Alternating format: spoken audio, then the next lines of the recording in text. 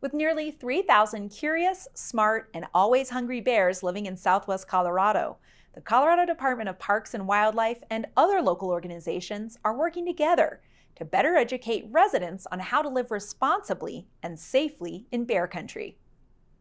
You're watching the Local News Network, brought to you by Goal Academy and Choice Building Supply. I'm Wendy Graham-Settle. It's the time of year when bears are preparing for winter and hibernation, so they are on the hunt for food. And if food is scarce in their natural habitat, they may come knocking on your door.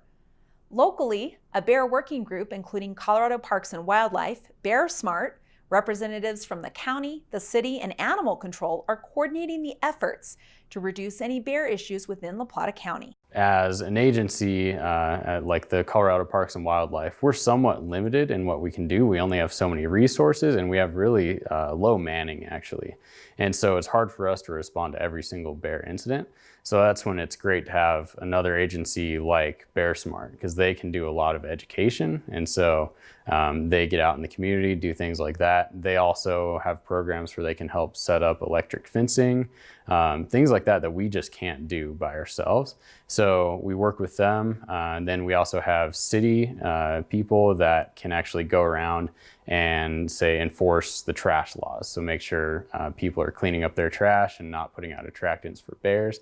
And so they help us out a lot, again, because our game wardens are, they can only be in so many places at one time. And then other things like the trash companies. So that's a good way to curb the issues from the get-go. So if those trash companies can start to distribute bear-proof cans to all their customers, then that really has a big effect on the black bear issues we have. So we each do different things, all working towards that same goal of mitigating black bear issues in Durango. The bear population can experience food shortages and surpluses in the wild based on elevation range and weather. Their main food source consists of mostly acorns and chokecherries, and in a drought year, scarcity of those food sources may drive the bears into residential areas, on the hunt for food, especially if trash cans are filled with food and not protected. CLANCY says the agency has received about 260 reports of bear sightings, including bears rooting in trash cans or raiding bird feeders. The Bear Working Group now shares data, and that helps to track where to focus bear education efforts. The danger for bears eating trash or bird seed is twofold: bad for bears and bad for people.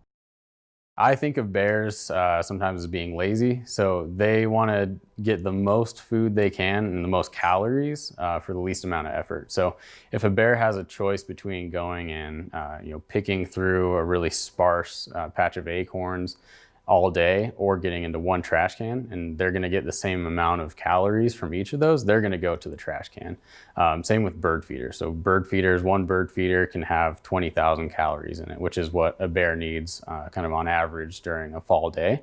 And so they're going to do whatever's easiest. And if we put those food sources out, they're going to come in and get into them every single. One really big issue we have, especially with bird feeders, is they're close to homes. And so bears are naturally scared of people. They're naturally scared of our smell, and homes are a foreign thing to them. But when we start leaving food out, that gets them more comfortable around our homes. And bird feeders a lot of times are right up on a porch or right in front of a window so people can see that. And then the next step for that bear, once it's comfortable around a home, it might smell something nice coming from inside the home and then decide it wants to go in. And so it can create a dangerous situation for people. We never want a bear that's really comfortable around people or our homes. And then number two, trash just in itself can kill bears. We throw away all sorts of stuff. If they eat the wrong thing, that can kill the bear.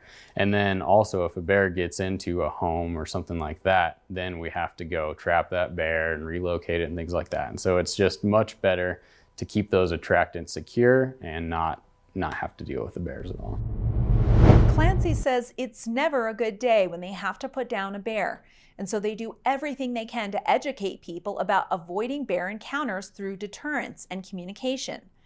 CLANCY encourages residents to contact Colorado Parks and Wildlife or Bear Smart at any time if they see a bear, and not to wait until the bear does something bad.